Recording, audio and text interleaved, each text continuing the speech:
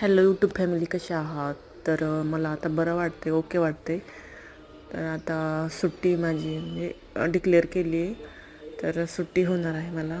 तर सुट्टी झाल्यानंतर घरी आल्यानंतर हा व्हिडिओ मी एडिट केलेला आहे. बरं वाटते, सुट्टी झाली.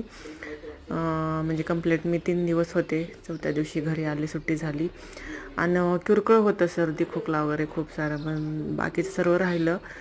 म्हणजे असं घरीच मेडिकलच्या गोळ्या आणून खाल्ल्या, पण काही फरक नव्हता. ताप खूप वाढला होता. ताप खूपच वाढला, म्हणजे ताप राहतच नव्हता.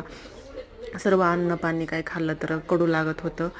तर मग ह्यांनी तर काय, सारखं काम काम माझ्या मिस्टरांचं, नवऱ्याचं, लेकरांचं, सगळ्यांचं टेन्शन ह्याच्यामुळं काय. आणि काही जातं म्हणजे खाऊच वाटत नव्हतं, सगळं कडू कडूच लागत होतं. काही खायला गेलं ना कडूच लागायचं मला. आणि नातेवाईकालाही फोन केले, इकडं तिकडं, बहिणीच्या मुलीला, कोणी काही येत नव्हतं टायमाला. मग श्रुती, मी रडले, खूप रडले. मला टेन्शन येत होते, यार आपली आई गेली, 2 वर्ष झालं, कोणकोणाचं नाही आहे. सगळे लेकरं सगळे स्वार्थी मतलबी आहेत. आपण स्वतःचीच आपण काळजी घेतली पाहिजे. पण कशी काळजी घेणार यार? मीच पूर्ण बॉडी पेन होतं, ताप होतं, ताप भरपूर, म्हणजे सारखं विचार करून करून कोण नाही आपल्याला, कोण नाही म्हणून टेन्शन घेऊ घेऊ माझा ताप खूप सारा वाढला. आणि मग श्रुती आली, श्रुतीने ॲडमिट केलं. ॲडमिट केल्यानंतर मग 3 दिवस ठेवलं मला हॉस्पिटलमध्ये, देशमुख मॅडमच्या हॉस्पिटलमध्ये.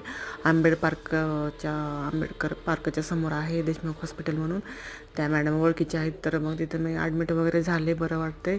आणि माझी बहिणीची मुलगी मोठ्या इथंच आहे लातूरमध्ये, तर तिचे 100 फोन केल्यानंतर एकदा आई येऊन गेली भेटून. आणि कसं आहे, तिथं डॉक्टर 8 दिवस ठेवणार होते, पण डब्बा कोण आणायला कोणच नव्हतं, घरची अडचण, कोणच नव्हतं तिथं माझ्यापाशी थांबायला. मग त्यांना सुट्टी करून घेतली. मग आता ओके वाटते तुमच्या आशीर्वादामुळे आणि तुमच्या सपोर्टमुळे.